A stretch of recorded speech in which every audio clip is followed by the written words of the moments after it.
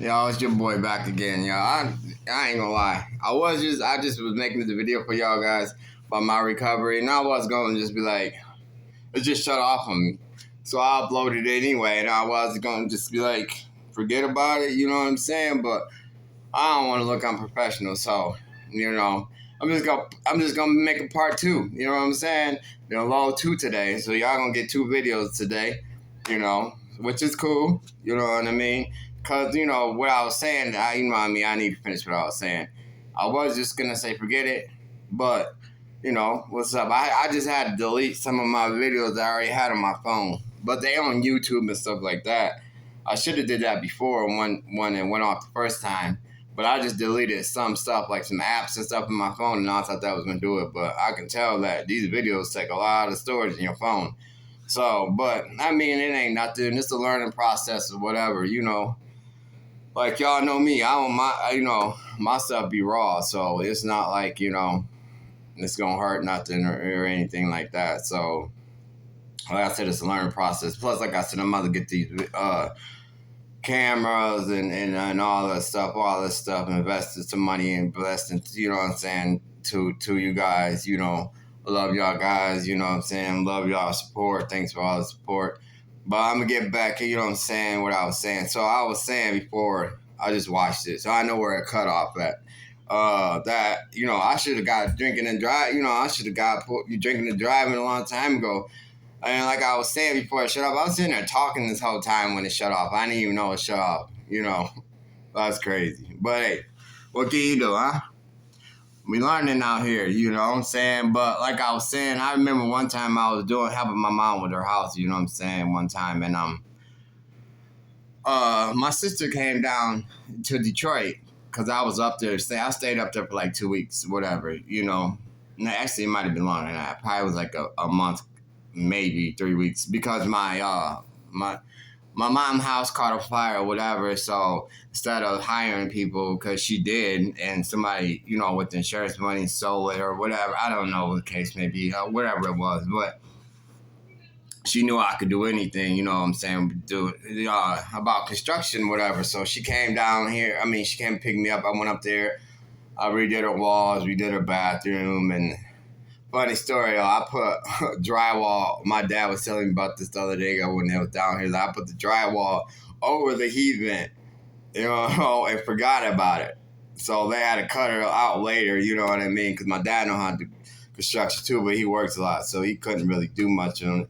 But anyway, that was a funny story. But anyway, like I was saying, my sister came down, and she was living in Grand Rapids one time. She didn't have a license, so I told my mama I'll take her up there, catch the bus, then take the bus. Well, actually, she was supposed to drop me off at home to Jackson, then go to Grand Rapids because it's closer to there or whatever. And she wanted to see the kids or whatever, my kids and stuff. So, so she was supposed to. Well, we, no one else. We just shot up straight from Detroit to Grand Rapids. And my whole point about that story is we got pulled over on the way up there, and I was drinking and driving that day, you know what I mean, and stuff like that. So I had a cup of liquor right in the thing, you know what I'm saying, and I had some drugs in the car or whatever.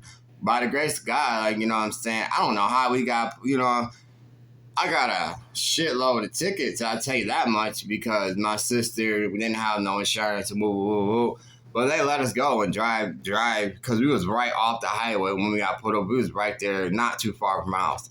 So thankfully, you know what I'm saying, they let us, drive and stuff. But my point about saying that is, even when I was doing the most, you know what I'm saying, God was looking out for me.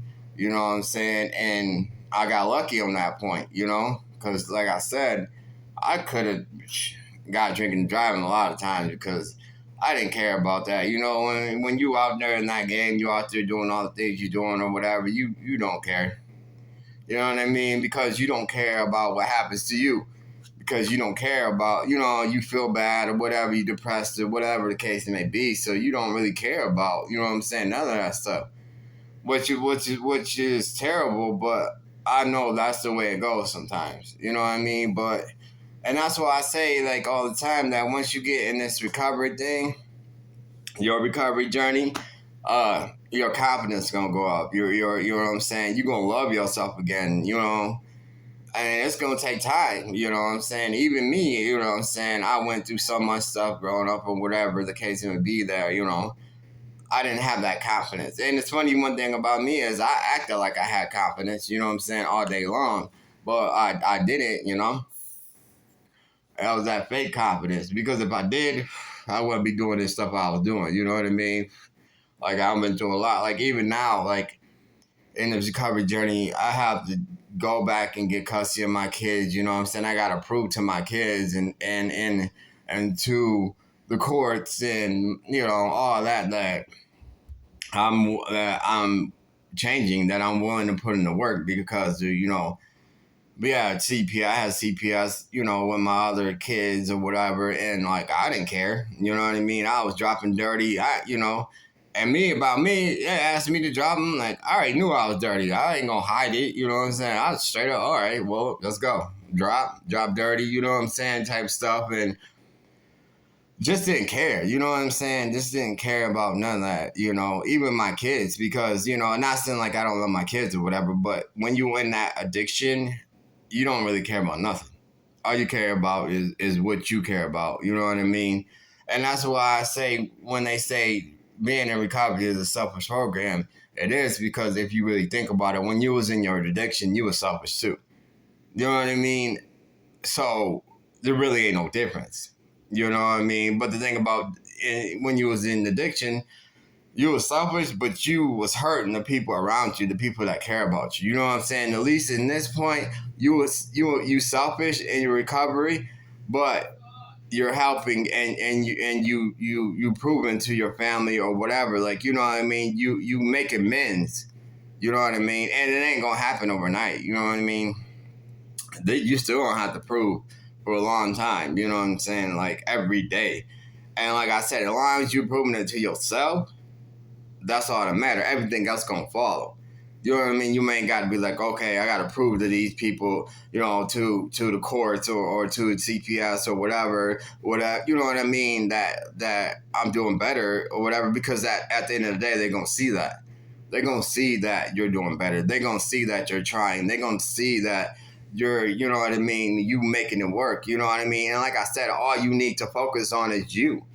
You know what I mean? Like, don't try to focus on, you know, because that's what, you know, I did that too. You know what I'm saying? I'm sitting here, like, when I first got out, like, you know, that's where I had my little slip up because I'm like, not saying that it's nobody's fault but my own. Not at all. But I'm saying, like, I put too much on my plate. I was working. I was doing everything I had to do, go to my meetings, go to my, you know what I'm saying? Like, my IOP, doing everything I was supposed to do. Then I was going to see my kids every day and dealing with my kids because, you know, of course, what I put them through, of course, they have problems themselves that they working through, which I know they can do it. You know, my kids are strong like me, but it's just a point. You know what I mean? Like, I put too much on my plate. So the best advice I can get to you guys is don't try to put too much on your plate.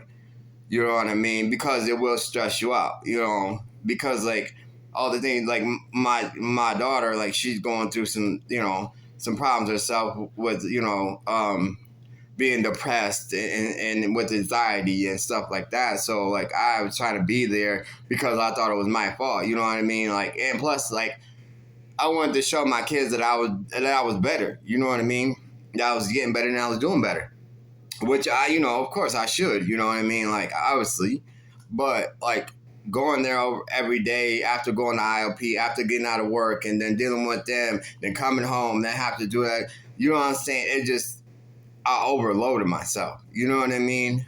Like, I realized that, and I'm letting you guys know you have to take time. You know what I mean? Of course, you're gonna want to do everything because you're like, oh, I can do this now. I could, you know what I mean?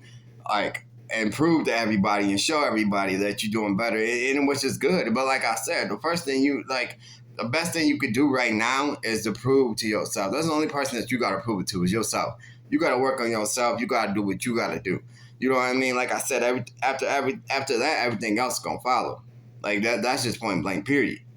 So like that's the best thing, the best advice I can give to you guys. And like I said, with the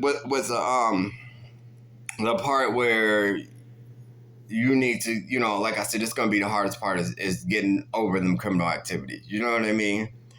But all you gotta do is like have faith. You know what I'm saying? And if you don't believe in God or whatever, that's cool. It is what it is. I didn't for a long time too. You know, because I figured too, like, oh, well, if God was real, then why am I going through all this? You know what I mean? Like, oh, where's my blessings? Where, you know what I mean? So I didn't believe in that either. But the thing about that is you don't need to believe in God. All you need to do is believe in yourself. That's it. As long as you believe in yourself and believe in what you're doing, that's all that matters. So, I mean, and when you're going through them hard times and you like, oh man, I wouldn't need to go back out there to get this money because I know how to do this, I know how to do that. You know what I'm saying? You just gotta understand and realize that there's people out there that help you. You know what I mean? Don't be scared to ask for help. Like I said, you got these programs out here, you got different, AA meetings, you got people that's going through recovery too. And the good thing about the recovery community is that they willing to help out. You know what I mean? Because they've been there. They've done that. You know what I mean? If you need help, just comment down below. Like James said, oh, I need your help. Can you help me? What should I do about this? And I'm respond to you and let you know what the best thing I should do. If not, I'm gonna direct you or give you a number or something like that for somebody that can help you if I can't. You know what I'm saying? Because in this recovery community, we got to be there for each other.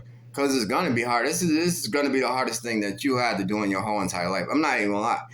You know what I'm saying? Because it's easy to do the wrong thing. It's real easy to do the wrong thing, but it's hard to do the right thing. Like and that's flat out. Like and like I said, once you get to the points where you need thinking about, oh well, I need to, because like I said, I bet guarantee you for a fact that you're gonna think about doing criminal activity before you think about picking up that bottle or that drug. You know what I mean? That's for sure. Because like I said, with a lot of drugs and stuff like that, it comes with the criminal activity. Criminal activity comes first, then the drugs. You know what I'm saying? Because like I said, really the drugs, it makes you feel better, but it don't. What makes you feel better is, like I said, everybody looking up to you, everybody needing you, your phone blowing up, this and that. You know what I'm saying? You here, you there, you everywhere. You know what I mean? Type stuff. And you in recovery, like sometimes it's well, not even sometimes, especially when you first get into it, it's a lonely journey. You know what I'm saying? Because you got to push all them people away. You got, you know what I'm saying, like all the people that you used to chill with and all that, you can't chill with them no more. So you got to push, not even push them away, but you can't be around them. You can't, you know what I mean? And that's the best thing for you, for your health, or for your sobriety, is not be around them. So it's going to be lonely. When I first came home, I didn't have nobody. I didn't leave the house. I went, you know what I'm saying, to my meetings, to all of them that I went to, even now. You know what I'm saying? I don't leave the house. Now I have friends and stuff like that is in the recovery community, and you will make friends in the recovery community when you go to AA or whatever you need to do. You know what I'm saying? And that's the people that you gonna hang out with. You feel me? Like period. So, but like I said, at first when you first get in recovery, it's gonna be lonely. You know what I mean? Because for one, you're changing the people, places, and things. For two, you're so used to having so many people around you. Because like I said, birds of a feather flock together. You know what I mean? You're gonna have people that you used to use with, people that you used to drink with, people that used to, you know what I'm saying, whatever, do criminal activity. You know what I'm saying? Because that's just the way it goes. You know what I mean? So all those people, you used to having 50, 60 people around you, or your whole contacts filled up, or your phone blowing up, or whatever the case might be, to nobody. You know what I'm saying? Like when I started, I didn't have no social media when I first got on. I didn't have no Facebook, I didn't have no Twitter, no, none of that.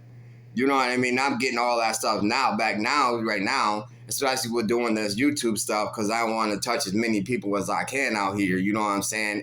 And social media is the best way to do that. But when I first came home, I didn't have none of that. You know what I'm saying? I was, by myself. I don't even, actually, I didn't even think I had a phone. I had a phone because I got a phone in rehab, but nobody called me. You know what I'm saying? My phone sat there, before. I couldn't go 5 minutes without my phone blowing up. You know what I'm saying? Like, literally. There was somebody needing this, somebody needed that, somebody need help with this. You know what I'm saying? Like I said, it made me feel good, feel needed. You know what I'm saying? But like I said, when stuff hit the fan, who was those people at then? You know what I'm saying? So it's good. Like I said, it's gonna feel lonely, but it's a whole bunch of people out in the recovery community that have your back. But I love y'all. Hit the like button, subscribe for me.